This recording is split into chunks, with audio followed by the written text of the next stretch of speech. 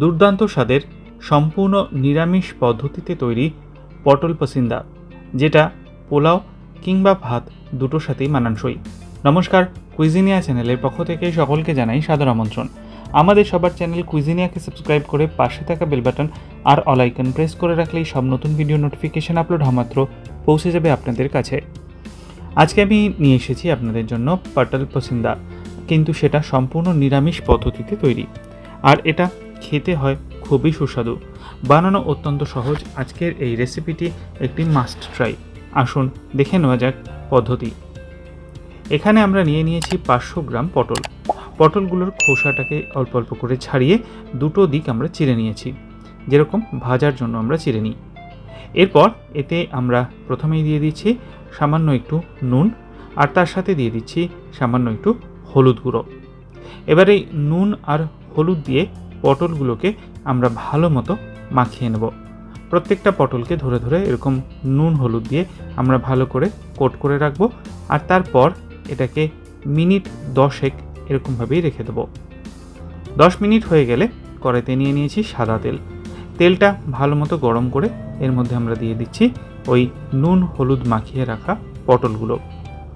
পটলগুলোকে দিয়ে medium to high ফ্লেমে আমরা মিনিট 6 মতো ভেজে নেব, যতক্ষণ নাকি পটলের গায়ে একটা সুন্দর লালচে কালার এসে যায় ততক্ষণ।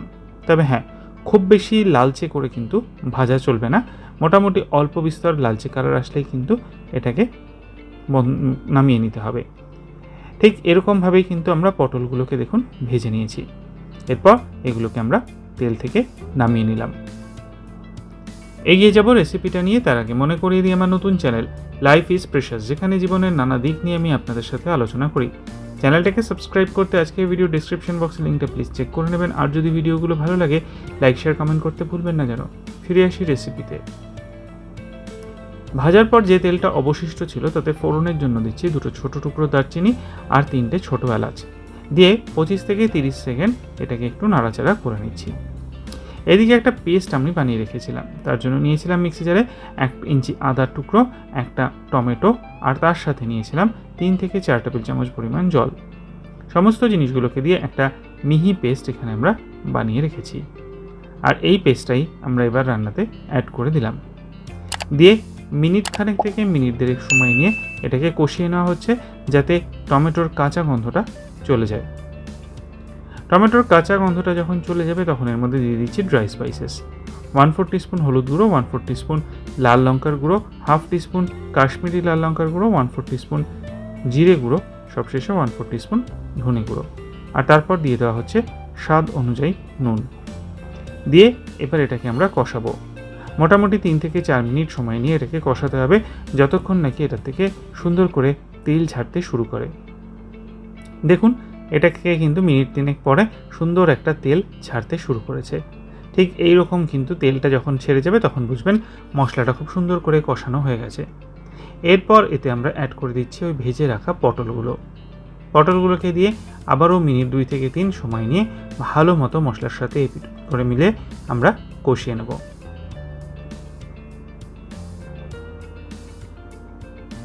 পটলগুলো দিয়ে মিনিট 3 কিন্তু আমার এখানে কষানোটা হয়ে গেছে।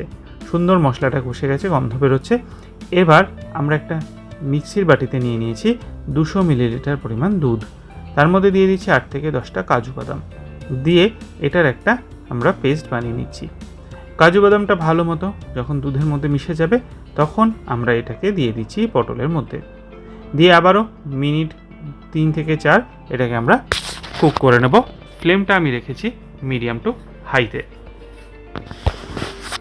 মিনিট 4 যেরকম বললাম ফুটিয়ে নেওয়ার পর এতে আমরা দিয়ে দিচ্ছি 1/4 টিস্পুন পরিমাণ চিনিটাকে দিয়ে আবারও মিক্স করে আবারও 2-3 মিনিট ফোটাচ্ছি।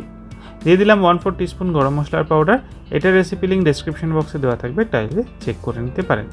এরপর দিয়ে দিলাম 4টে কাঁচা লঙ্কা। এটা কিন্তু আস্তে আস্তে টানতে শুরু করেছে, আশা করি বুঝতে পারছেন।